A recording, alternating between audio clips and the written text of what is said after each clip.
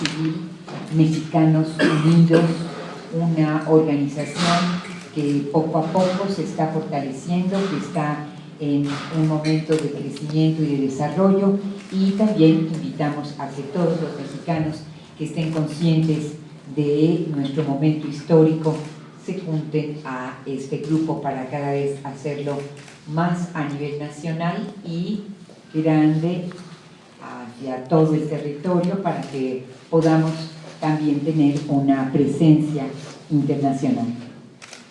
En la mesa se encuentra nuestro compañero Hugo Velasco, uno de los fundadores de esta organización y también del Partido Mexicano de los Trabajadores. El investigador y químico, físico, doctor Jorge Montemayor, también una de las piezas fundadoras de esta organización civil. Está con nosotros también Jesús González Quixmay. Él es también miembro fundador de Mexicanos Unidos, consciente también de su momento histórico, y todos estamos guiados bajo la batuta, bajo la claridad política y bajo el compromiso de un abogado democrático, el licenciado Porfirio Martínez, a quien cedo los micrófonos. En esta primera parte vamos a hacer la exposición de nuestra denuncia y de en dónde está encaminándose la lucha de esta organización civil, y en una segunda parte daremos espacio para las preguntas y respuestas de todos ustedes. Muchas gracias y bienvenidos. Gracias, Andrea. Compañeras y compañeros de los medios de comunicación, a nombre de Mexicanos Unidos voy a dar lectura a un pronunciamiento que estamos presentando al pueblo de México. Dice: el petróleo del pueblo de México no volverá a manos extranjeras. El juicio de amparo pendiente ante la Suprema Corte de Justicia de la Nación. El 18 de marzo de este año, más de 700 ciudadanos de diversas actividades y profesiones interpusimos una demanda de amparo en contra de los cambios efectuados por la mayoría de los legisladores federales y locales a iniciativa del presidente Peña Nieto, que contravienen los principios establecidos en la Constitución Federal. Los cambios infligidos a los artículos 25, 27 y 28 de la Ley Suprema violan el principio de inmutabilidad establecido en el artículo 135 de la Constitución, ya que este solamente permite adiciones o reformas al texto original de la ley que funda al Estado Nacional, pero no cambios a su contenido esencial, a su finalidad o espíritu. Y lo que hicieron los legisladores, a propuesta del Ejecutivo Federal, fue mutilar los principios esenciales contenidos en los artículos 27 y 28 de la Constitución, tal como lo veremos. Como se puede apreciar claramente, en el séptimo párrafo del artículo 27, eliminaron la parte que dispone: tratándose del petróleo y de los carburos de hidrógeno sólidos, líquidos o gaseosos, no se otorgarán concesiones ni contratos, ni subsistirán los que en su caso se hayan otorgado, y la nación llevará a cabo la explotación de esos productos en los términos que señale la ley reglamentaria respectiva. Corresponde exclusivamente a la nación generar, producir, transformar, distribuir y abastecer energía eléctrica que tenga por objeto la prestación de servicio público. En esta materia no se otorgarán concesiones a los particulares, y la nación aprovechará los bienes y recursos naturales que se requieran para dicho fin. De igual manera, en el cuarto párrafo del artículo 28, al establecer las áreas estratégicas, eliminaron esta disposición. El petróleo, los demás hidrocarburos, petroquímica básica, electricidad y las actividades que expresamente señalen las leyes que expida el Congreso de la Unión.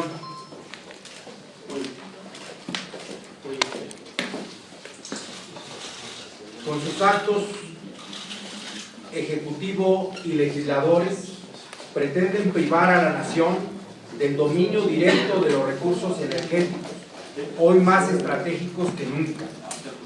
Resulta obvio que los cambios esenciales a los mencionados artículos constitucionales tienen como finalidad desnacionalizar los recursos energéticos de México para ponerlos en manos de las empresas privadas, principalmente extranjeras, lo que además contraviene lo expresamente dispuesto en el tercer párrafo del artículo 27, que dispone: la nación tendrá en todo tiempo el derecho de imponer a la propiedad privada las modalidades que dicte el interés público, así como el de regular en beneficio social el aprovechamiento de los elementos naturales susceptibles de apropiación, con objeto de hacer una distribución equitativa de la riqueza pública, cuidar de su conservación, lograr el desarrollo equilibrado del país y el mejoramiento de las condiciones de vida de la población rural y urbana.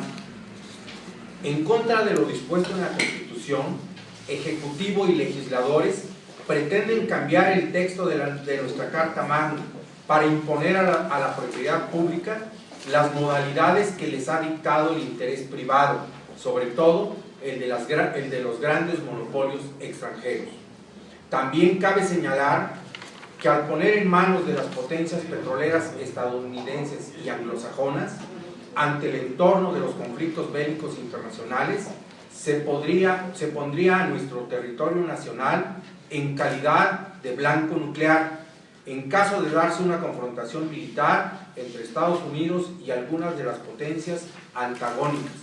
Con esto, las mencionadas autoridades violan también lo dispuesto por la fracción 10ª del artículo 89 constitucional. Igualmente violan lo dispuesto en diversos instrumentos del derecho internacional.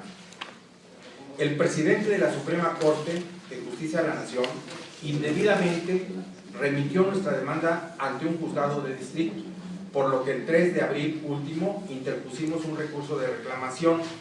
Este recurso fue turnado a la ministra Margarita Luna Ramos el 23 de abril, quien deberá presentar próximamente su proyecto ante el Pleno de la Suprema Corte de Justicia, y este Pleno resolverá sobre la substanciación del juicio de amparo respectivo ante el propio Pleno del más alto tribunal del país.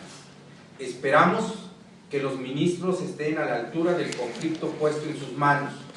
Se respeta el pacto social establecido el 5 de febrero de 1917, que dictaron con su sangre 1,5 millones de mexicanos, o se pliegan a los intereses de los centros de interés económico extranjeros.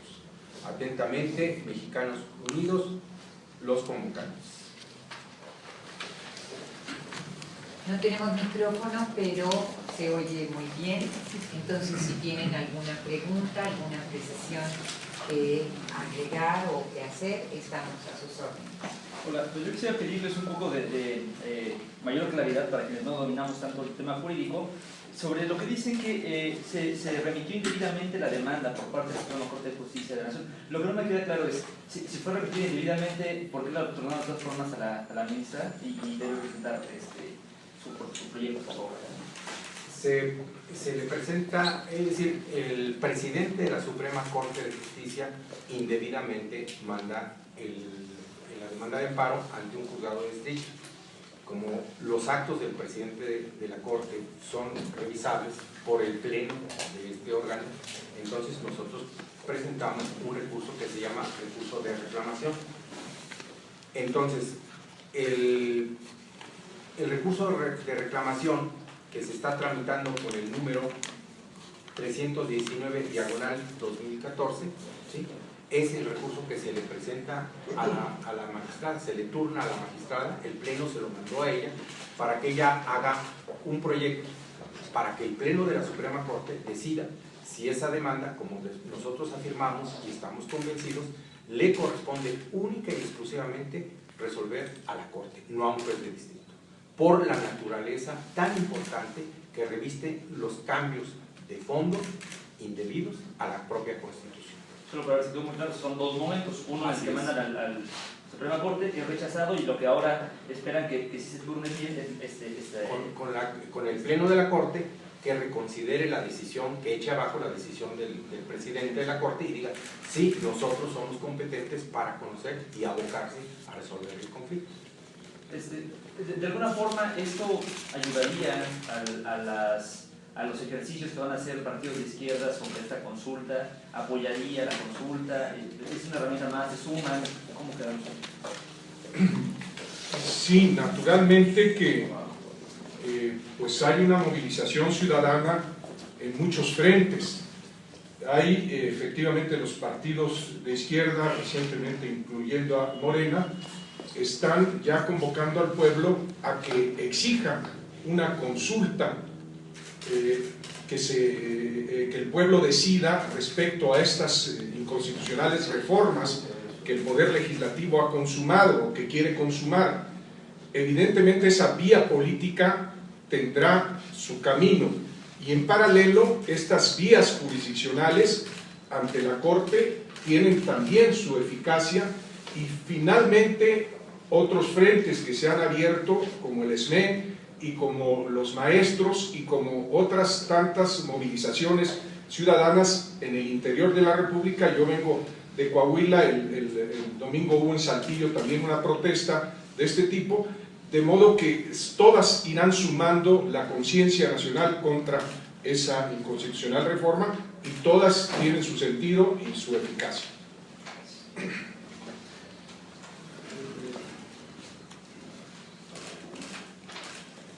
¿Hay un plazo, perdón, para que la ministra dé esta resolución?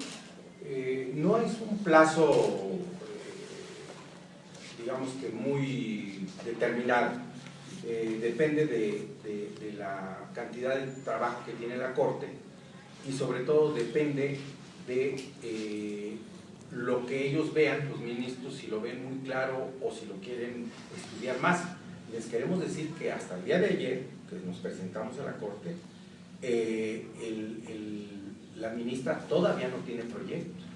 Incluso el personal de apoyo, que en la Corte se llaman secretarios de estudio y cuenta, no han elaborado todavía un proyecto, o sea, lo están discutiendo. Y desde luego lo entendemos nosotros y no es una carrera contrarreloj. Queremos que lo estudien, que lo analicen, porque ellos son los únicos competentes para determinar si un acto del Poder Ejecutivo y del Poder Legislativo cumple o no con la Constitución. Porque la Constitución, de acuerdo con el 135, dice que solamente se puede adicionar o reformar. Ustedes saben, adicionar quiere decir agregar algo que se necesita, o reformar es cambiar la forma, no el sentido, no la esencia y el espíritu. Entonces urgirían a la ministra para que tenga ya la resolución, porque también se está, pues las iniciativas de leyes secundarias de materia energética también están todavía, pues están a punto de aprobarse, ¿no? Sí, yo creo que en este sentido no le apuraríamos tanto a la ministra, sino más bien desapuraríamos al legislativo, decirle no resuelvas nada de las leyes secundarias, cuando todavía está en veremos si la Corte decide o no que estas reformas son reformas y no cambios y mutilaciones como nosotros afirmamos. Sí, en donde hay un término también importante respecto de la consulta, como todos ustedes saben, la consulta es una convocatoria a la soberanía nacional para que en ocasión de la elección del 2015 se incluyan las boletas electorales precisamente si el pueblo acepta o no una reforma pseudo constitucional como la que consumó ilegalmente el Congreso, de modo que ahí sí se va a tener que resolver este año para que se pueda incluir en las boletas del 2015. ¿Alguna otra pregunta, inquietud, duda, compañeros de los medios? A sus órdenes.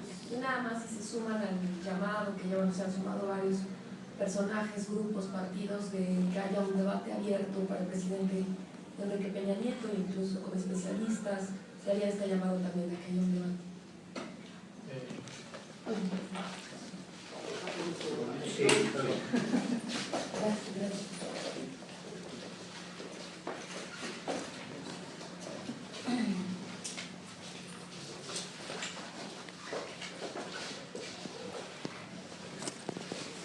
creo que todos los miembros de la sociedad estamos abiertos al diálogo, al intercambio de información y de opiniones, y ese es el caso de Mexicanos Unidos y de sus miembros.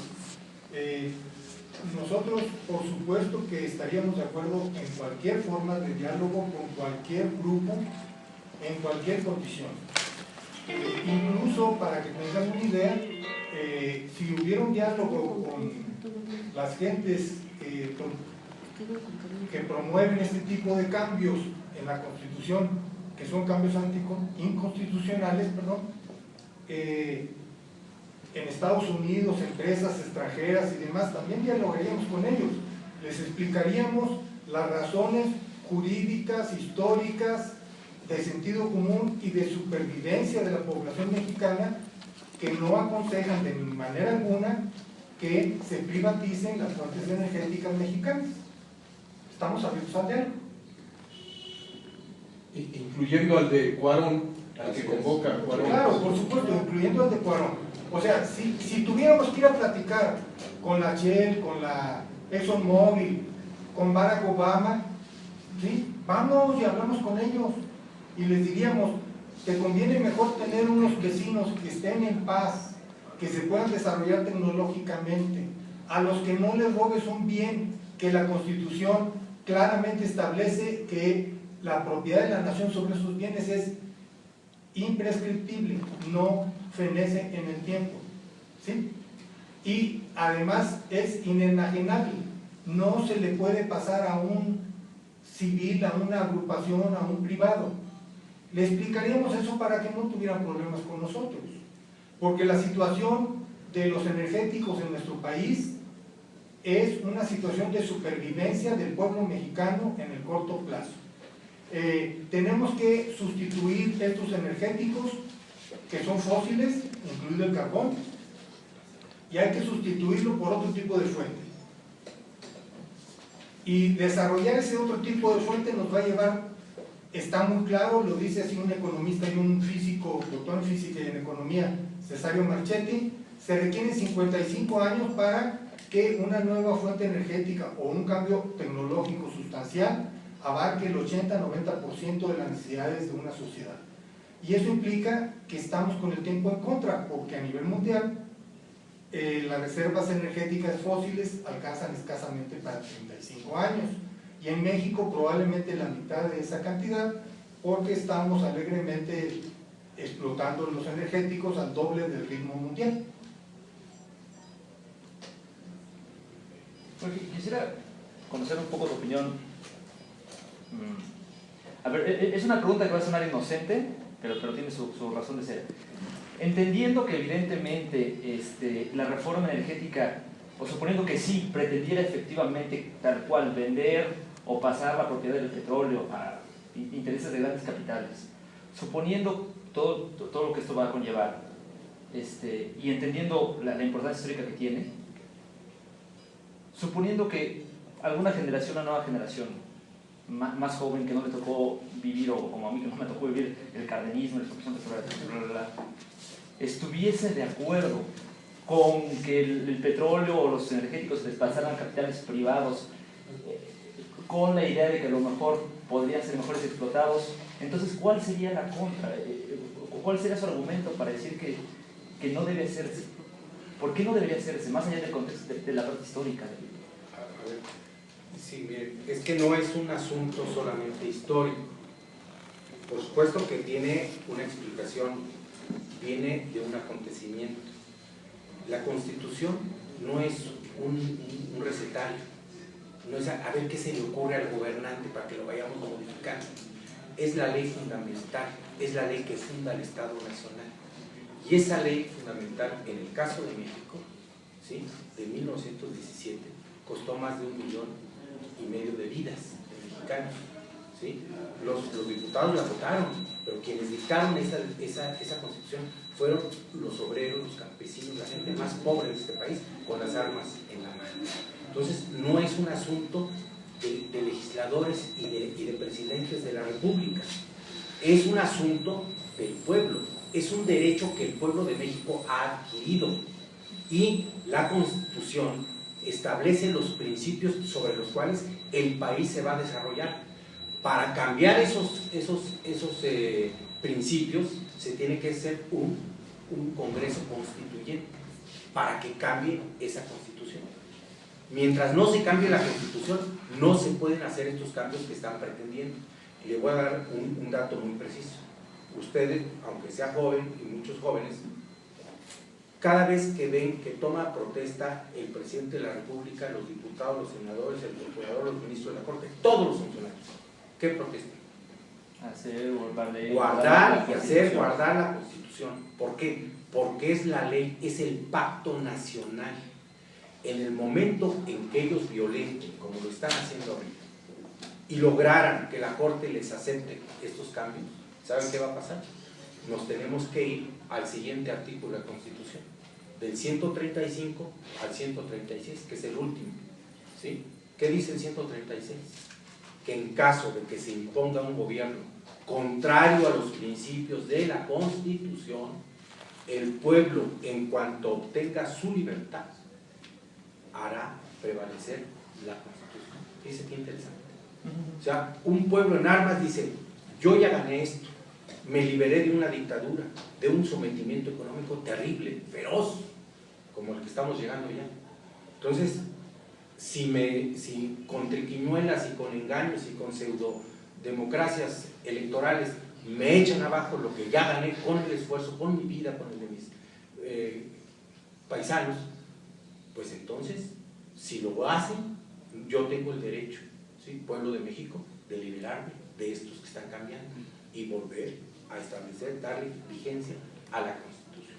Ese es el punto. Y tal vez hay un argumento para los jóvenes más inmediato, además de que tenía razón el general Cárdenas cuando nacionalizó la industria petrolera en 1938. Hoy mismo los países que se fueron de las fuentes energéticas a privatizarlas están volviendo a la soberanía nacional. El caso más ilustrativo es el de Argentina. Menem privatizó la industria petrolera norteamericana, Repsol se apropió les ofreció que en el término de 10 años, más o menos lo que a nosotros nos ofrecen, iba a haber empleos, inversión, baja de los combustibles, desarrollo, etc. A los 9 años la señora Kirchner se da cuenta de que no han ni hecho las inversiones, ni se han creado los empleos, y que al contrario están explotando el petróleo en beneficio de sus matrices en España, la Repsol. ¿Y qué hace? Hizo lo que Cárdenas nacionalizó, al extremo que ustedes recuerdan aquel berrinche de Calderón que todavía se le echó encima a la señora Kirchner, que estaba ejerciendo a plenitud su soberanía, y ahora el mismo Lozoya interviene para que finalmente el rey de España le baje las demandas a Argentina porque estaba patrocinando a la Repsol para que le pagara la renacionalización de la industria. Lo mismo está ocurriendo en Brasil.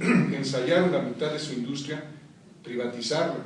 Se dan cuenta que el neoliberalismo no resuelve problemas, sino es capricho, ni siquiera posición ideológica, es resultados prácticos. Al contrario, el neoliberalismo ha generado desempleo, abismales diferencias sociales, retrasos, pobreza. Pues entonces tienen que volver a las fórmulas que en realidad responsabilizan a los estados gracias a nuestros constituyentes, para que los estados democráticos resuelvan los problemas de la gente, no los compliquen ni los agraven ni generen una concentración de poder y de riqueza. O sea, Brasil estaría en el camino de regresar ya. En una gran parte, sí. Y ya se dio cuenta, su desarrollo del Producto Interno Bruto va para abajo.